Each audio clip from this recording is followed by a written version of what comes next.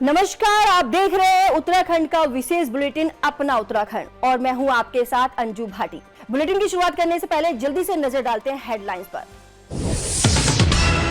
मुख्यमंत्री पुष्कर सिंह धामी आज कुमाऊं दौरे पर रहेंगे। सीएम धामी आज हल्द्वानी, खटीम और टनकपुर जाएंगे। सीएम धामी विभिन्न कार्यक्रमों में करेंगे शिरकत। पुलिस मुख्यालय देहरादून में डीजीपी अभिनव कुमार ने की समीक्षा बैठक में तमाम पुलिस अधिकारी रहे उपस्थित। जनपदों के स्मार्ट कंट्रोल रूम बनाने का दिया आदेश। देवभूमि में राम काज में जुटेंगे 32 संगठन। घर घर जाकर श्री राम के दर्शन के लिए करेंगे प्रेरित। भगवान श्री राम के प्राण प्रतिष्ठा समारोह को लेकर देवभूमि उत्तराखंड में भी उत्साह। उत्तराखंड में उत्तरी पश्चिमी हवाएं चलने से ठंड बढ़ने लगी। पर्वतीय इलाकों में बारिश और बर्फबारी के आसार। नए साल पर पर्यटकों को बर्फ का आनंद लेने का मिल सकता है मौका। देहरादून के राजपुर रोड पर कार में लगी आग। राह चलते लोगों ने आग बुझाने में की मदद। फायर ब्रिगेड के वाहन भी मौके पर पहुंचे। इस वक्त ये अहम खबर सामने आ रही है। मुख्यमंत्री पुष्कर सिंह धामी आज कुमाऊं दौरे पर रहेंगे। सीएम धामी आज हल्द्वानी, खटीमा और टनकपुर जाएंगे। सीएम धामी विभिन्न कार्यक्रमों में करेंगे शिरकत। सीएम धामी ने सुबह 11 बजे हल्द्वानी में उत्तराखंड मुक्त विश्वविद्यालय के 8वें दीक्षांत समारोह में की शिरकत। दोपहर 12:15 पर खटीमा में विकसित भारत संकल्प यात्रा में हुए शामिल। वर्चुअल माध्यम से प्रधानमंत्री का संबोधन भी सुना। दोपहर 1:30 बजे खटीमा में भारमल मंदिर झनकैया में आयोजित अखंड रामायण के समापन कार्यक्रम में भी शामिल हुए। अब दोपहर 3 बजे टनकपुर और चंपावत पहुंचेंगे सीएम धामी। नवसृजित विद्युत वितरण मंडल चंपावत के कार्यालय भवन का करेंगे शिलान्यास। अब रुक करते हैं खबरों की ओर। पुलिस मुख्यालय देहरादून में डीजीपी अभिनव कुमार ने पुलिस दूरसंचार इकाई के कार्यों की समीक्षा की बैठक में तमाम पुलिस अधिकारी उपस्थित रहे। समीक्षा बैठक में डीजीपी ने पुलिस दूरसंचार की प्रभावशीलता और दक्षता बढ़ाने के लिए निर्देश भी दिए। पुलिस दूरसंचार के उपकरणों के संबंध में अन्य राज्यों के मानकों का अध्ययन किया जाए। जनपदों के कंट्रोल रूम को स्मार्ट कंट्रोल रूम में अपग्रेड करना और शांति और कानून व्यवस्था, यातायात प्रबंधन, महत्वपूर्ण मेलों में भीड़ नियंत्रण आदि में ड्रोन का भी उपयोग करने के निर्देश दिए। उत्तराखंड में उत्तरी पश्चिमी हवाएं चलने से ठंड बढ़ने लगी है। साल की विदाई पर राज्य के कुछ पर्वतीय इलाकों में बारिश और बर्फबारी के आसार। मौसम वैज्ञानिक रोहित थपलियाल ने बताया कि 30 दिसंबर को उत्तरकाशी, चमोली, रुद्रप्रयाग, पिथौरागढ़ और अल्मोड़ा में हल्की बारिश बर्फबारी का अनुमान है। इन 5 पर्वतीय जिलों में 3 मीटर से अधिक ऊंचाई वाले इलाकों में ही बर्फबारी के आसार हैं। वहीं 30 दिसंबर के अलावा 31 दिसंबर की रात और 1 जनवरी को भी पर्वतीय जिलों में बारिश और बर्फबारी के आसार हैं। ऐसे में उत्तराखंड के अधिक ऊंचाई वाले कुछ पर्यटक स्थलों पर 31 और नए साल पर पर्यटकों को बर्फ का आनंद लेने का मौका मिल सकता है। देखिए, अगर आगे 3-4 दिन की बात करें तो जो है उत्तराखंड में मौसम शुष्क रहेगा और अगले 1-2 दिन में देखेंगे जो उत्तराखंड के मैदानी क्षेत्र हैं, विशेषकर जो हरिद्वार और उधम सिंह नगर है, वहाँ पे सुबह के वक्त कोहरा छाने की उम्मीद है। तो मॉडरेट से लेकर डेंस जो है फॉग मिलने की संभावना है। उसके बाद जो है बात करेंगे 4 दिन बाद 30-31 के बाद जो है 30-31 और 1 तारीख में उत्तराखंड में पर्वतीय क्षेत्र, विशेषकर जो उत्तरकाशी, रुद्रप्रयाग, चमोली, पिथौरागढ़, बागेश्वर है, वहाँ पर कहीं कहीं हल्की वर्षा देखने को मिल सकती है। साथ ही जो 3000 मीटर या उससे अधिक ऊंचाई वाले क्षेत्र हैं, वहाँ पे बर्फबारी भी मिल सकती है इन क्षेत्रों में 30 तारीख, 31 तारीख और 1 तारीख को।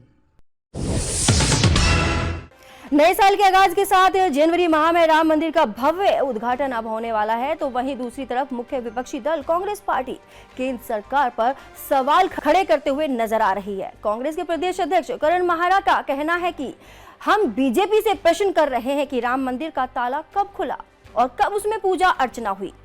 इसकी कोई कार्रवाई नहीं हुई और सुप्रीम कोर्ट के निर्देशों पर जिस स्थान पर मंदिर बन रहा है उसका श्रेय बीजेपी क्यों ले रही है। वहीं दूसरी तरफ बीजेपी प्रदेश प्रवक्ता हनी पाठक ने कटाक्ष करते हुए कहा कि जब राम मंदिर बन रहा था तभी से कांग्रेस के पेट में दर्द था और कांग्रेस पार्टी का कहना था कि राम का कोई अस्तित्व ही नहीं है, जबकि पूरी दुनिया जानती है कि कांग्रेस सनातन विरोधी प्रक्रिया का निर्वहन करते हैं। हम बीजेपी से प्रश्न कर रहे हैं कि आखिर ताला कब खुला, पूजा कब शुरू हुई, उसका जवाब दे। अपने टाइम में इन्होंने क्यों नहीं किया। दूसरा, कोर्ट के निर्देशों पर आज वहाँ मंदिर बन रहा है, उसका श्रेय बीजेपी क्यों ले रही है।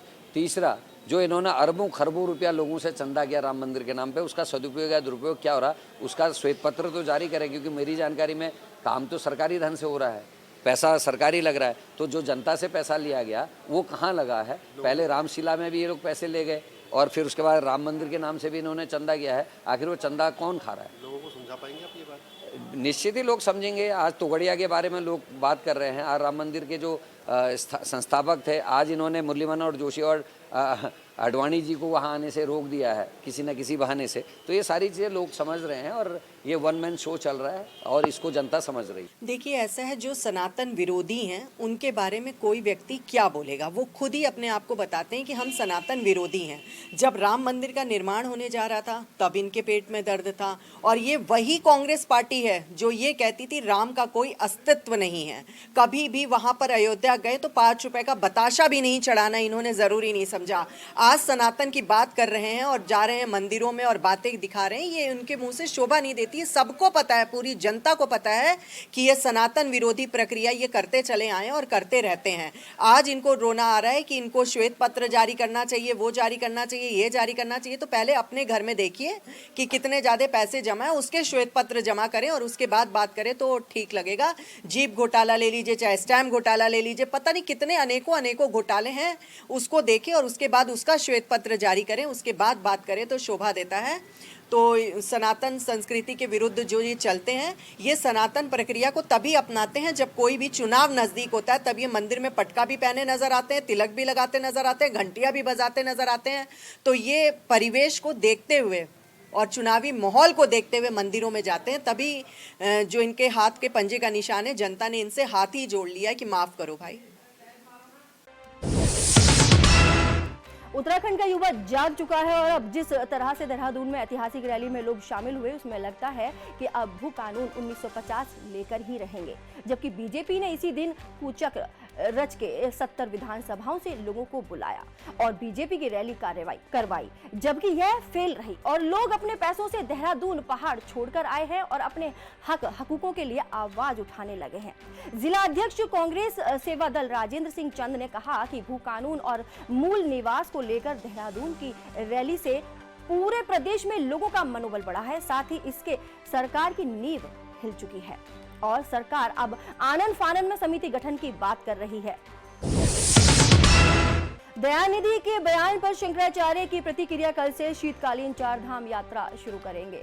ज्योतिष पीठ के शंकराचार्य स्वामी अविमुक्तेश्वरानंद सरस्वती आज अपने उत्तराखंड दौरे के पहले दिन हरिद्वार पहुंचे, जहां से वे कल शीतकालीन 4 धाम यात्रा के लिए प्रस्थान करेंगे। वहीं उत्तर प्रदेश और बिहार के हिंदी भाषियों को लेकर दयानिधि मारन के विवादित बयान के बाद प्रतिक्रिया देते हुए ज्योतिष पीठ के शंकराचार्य स्वामी अविमुक्तेश्वरानंद सरस्वती ने दयानिधि को अहंकारी बताते हुए कहा कि एक तरफ तो देश का प्रधानमंत्री साफ सफाई करने वाले लोगों के पैर धोता है, वहीं अहंकारी दयानिधि मारन ऐसे लोगों के प्रति ऐसी मानसिकता रखते हैं। इससे उनकी मानसिक स्तर का पता चलता है।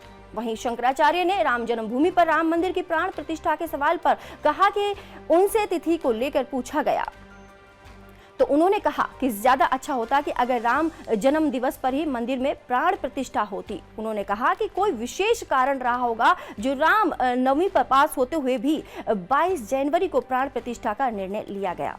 उन्होंने विशेष कारण पूछे जाने पर कहा कि चुनाव नजदीक हैं और शायद आचार संहिता से पहले इस तिथि का चुनाव किया गया होगा।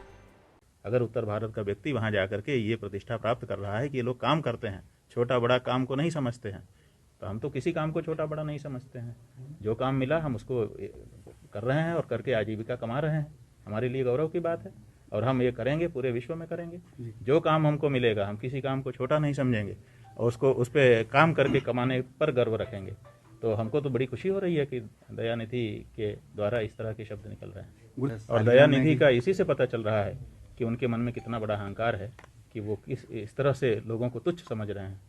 जो लोग साफ सफाई के काम में लगे हैं, भारत का प्रधानमंत्री उनके चरण धोता है और चरण धो करके उनके प्रति सम्मान प्रदर्शित करता है और दयानिधि उनके प्रति इस तरह का तिरस्कार का वाक्य बोल रहे हैं। इसी से पता चलता है कि वो किस तरह के क्लाश में जी रहे हैं। हमसे पूछा गया था कि आपका क्या कहना है, तो हमने कहा कि देखिए ये जो 22 तारीख है ज़्यादा अच्छा होता कि जन्मभूमि का मंदिर बन रहा है, जन्मदिन में प्रतिष्ठा हो जाती, और राम जी की प्रतिष्ठा के लिए सबसे अच्छा, वैसे तो किसी भी मुहूर्त में मंदिरों में प्रतिष्ठा मुहूर्त में निकाल के होती है, लेकिन राम जन्मभूमि का, ये जन्मभूमि का स्थान था, तो जन्मदिन में अगर होती तो अब जन्मदिन ज़्यादा दूर नहीं था। चैत्र आ रहा है, चैत्र की शुक्ल पक्ष की नवमी तिथि को भगवान का जन्मदिन होता है, उस दिन होता तो कितना अच्छा होता। लेकिन क्या कोई विशेष कारण होगा जिसके कारण सामने नवमी होते हुए भी जल्दी कर रहे हैं? नहीं, किस तरह का विशेष कारण का मतलब यह है कि अभी चुनाव आने वाला है, आचार संहिता लग जाएगी, तो सरकार को रामनवमी की तिथि शायद इस तरह से आयोजन करने का अवसर न मिल सके। धर्मनगरी हरिद्वार में बीते दिनों एसएसपी परमेंद्र सिंह डोभाल के द्वारा बड़ा कदम उठाया गया था। जाम की समस्या से पुलिस प्रशासन भी परेशान है, इसीलिए यातायात व्यवस्था में सुधार करने के लिए प्रशासन द्वारा बड़ा कदम उठाया गया था। अब सड़कों पर ड्रोन कैमरे से निगरानी रखी जा रही है। सीओ सदर स्वप्निल मुआल ने बताया कि एसएसपी हरिद्वार ने सभी क्षेत्र अधिकारी को एक ड्रोन कैमरा सौंपा है, जिसको हम अपने मोबाइल फोन से कनेक्ट करके अलग अलग क्षेत्र की जानकारी अपडेट कर सकते हैं और सड़क पर वाहन खड़ा करने वाले लोगों पर कार्रवाई कर सकते हैं। एडवांस तकनीक युक्त इन ड्रोन का कई प्रकार से प्रयोग किया जाएगा, जैसे रात को चोरी रोकने, स्कूल के बाहर मंचलों को चिन्हित करने और अधिक भीड़ भाड़ वाले क्षेत्रों में ट्रैफिक डायवर्जन और यातायात व्यवस्था बेहतर बनाने में भी ड्रोन की मदद ली जाएगी। दूसरी ओर हाईवे पर जिन स्थानों पर दुर्घटनाएं ज्यादा होती हैं, वहां की लोकेशन लेकर बेहतर उपाय किए जाएंगे। साथ ही उपाय कारगर रहे या नहीं, इसका भी आकलन आसानी से किया जा सकेगा। तो जो सिटी के क्षेत्र के सीओज हैं, उनको एक एक ड्रोन अलॉट किया गया है। इस ड्रोन को हम अपने मोबाइल से कनेक्ट करके और इसमें लाइव फीड ले सकते हैं। जैसे कि शाम को पीट बाज़ार में मैं इसको यूज़ करता हूँ, जहाँ पे ज़्यादातर मोटरसाइकिल चोरी होती हैं, या फिर ट्रैफिक का नियंत्रण करने के लिए कि कहाँ पे ट्रैफिक ज़्यादा है, कहाँ पे ट्रैफिक कम है, इस तरह की एक्टिविटीज़ देखने के लिए हम लोग इसको यूज़ कर सकते हैं। देर रात पुलिस को सूचना मिली कि थाना राजपुर क्षेत्र अंतर्गत अभिमन्यु क्रिकेट एकेडमी से थोड़ा आगे सिंगली गांव में करीब 4 साल के अयांश को उनके घर के आंगन से गुलदार उठाकर ले गया है। सूचना की गंभीरता और संवेदनशीलता को देखते हुए देहरादून एसएसपी ने तत्काल सिटी के सभी थाना प्रभारी सीओ को बुलाकर एसपी क्राइम के नेतृत्व में कॉम्बिंग के लिए लगाया है।